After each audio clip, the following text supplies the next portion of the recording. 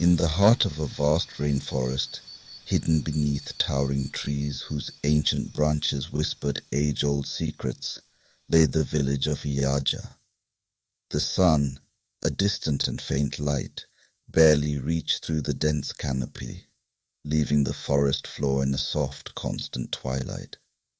The leaves were as big as blankets, shimmering with morning dew and the delicate patterns of tiny insects. I am Okunto, born and raised in this green haven. I had walked these shadowed paths since I was a child. My grandmother, Omomiwa, a wise and respected priestess, taught me the sacred languages of the wind and wildlife. She believed that every rustle of the leaves and every ripple in the stream carried messages from the spirits of the forest, guiding us, warning us, or even foretelling our future. Life in Iyaja had once thrived in harmony with nature. We planted yams and cassava in the rainy season, harvesting them to the joyful songs of our festivals.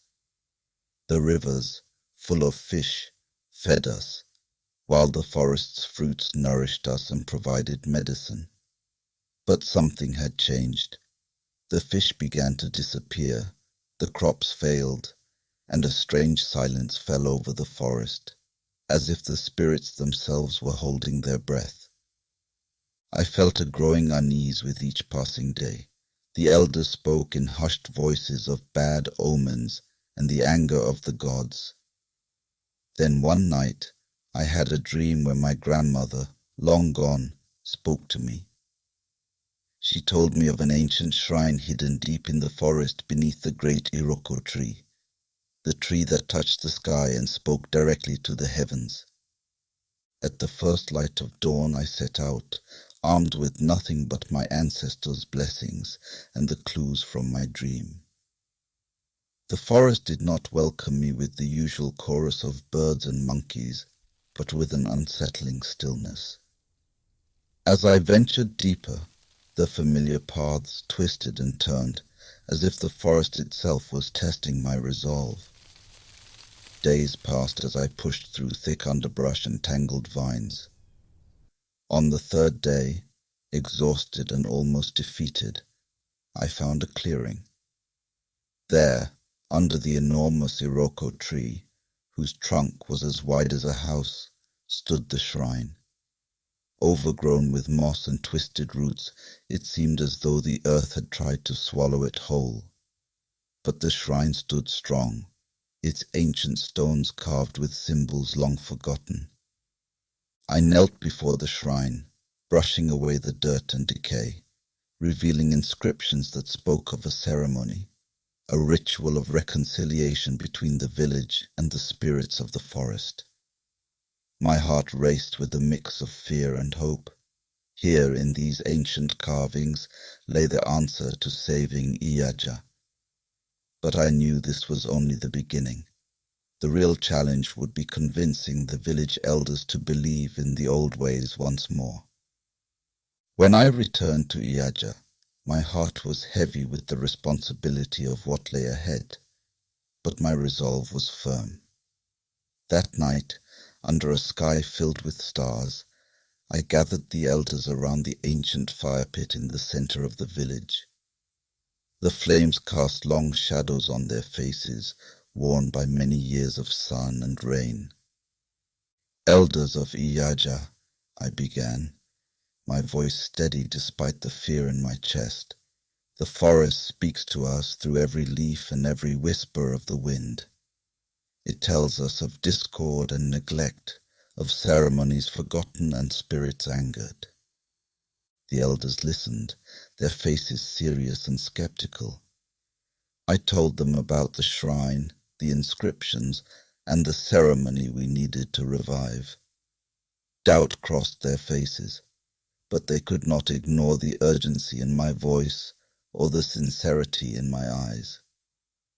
"We have strayed from the old ways," I continued, "and the balance of nature has been disturbed. But we can restore it. We must perform the ceremony of reconciliation."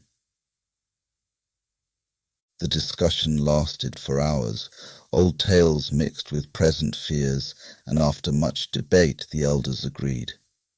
They gave me their blessing, though they were cautious, having seen many seasons come and go.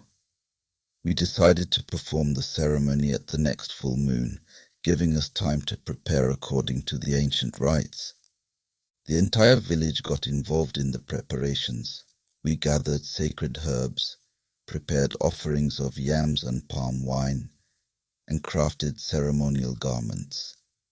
The women wove costumes from raffia palms, while the men carved masks representing the spirits we needed to appease. The village buzzed with activity, united by a common goal, but shadowed by uncertainty. The night of the full moon arrived, its round face glowing in the sky.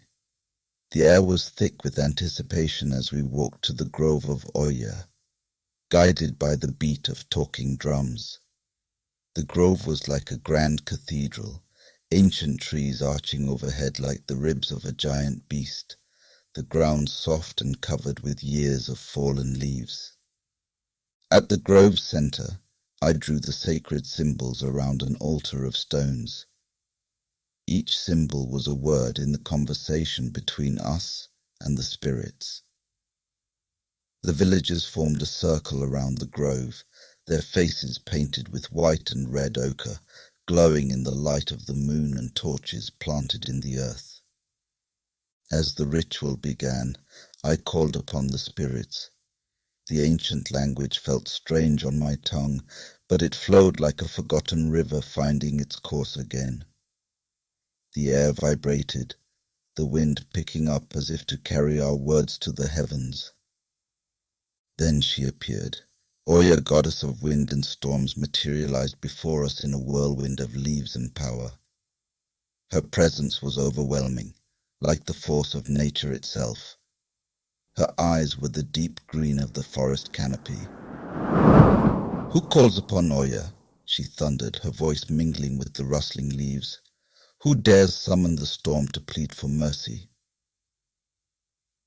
I stepped forward, dressed in ceremonial robes, my face hidden behind a jaguar mask, a symbol of courage and strength. "It is I, Okunto, son of Yaja," I declared.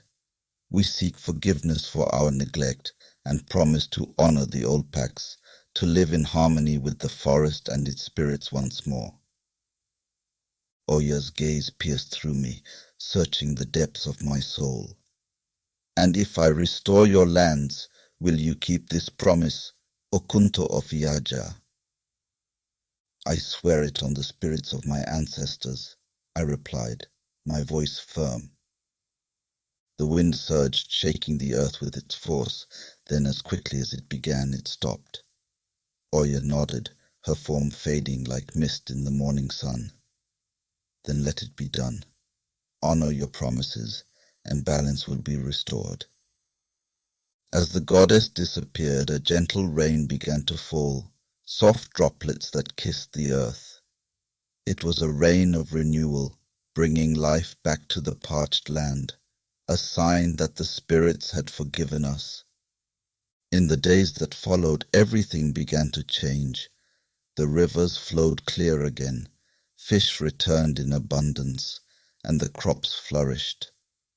Wildlife, once scarce, was seen more often, and new growth sprouted in even the most barren parts of the forest. The village of Yaja rejoiced, their faith in the old ways renewed. As for me, my role shifted from that of a messenger to a guardian of our traditions.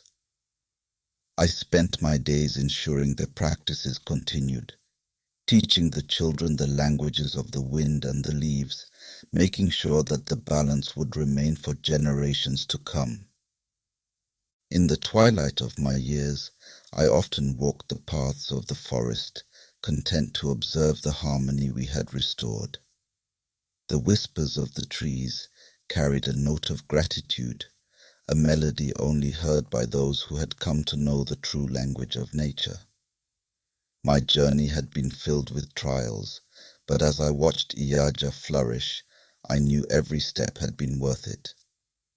Our village had not just survived, it had been reborn, a testament to the enduring power of respect and reverence for the world around us. And so as the sun set over Yaja, casting long shadows through the canopy, the story of our village continued, a tale of resilience and renewal, woven into the very fabric of the great rainforest.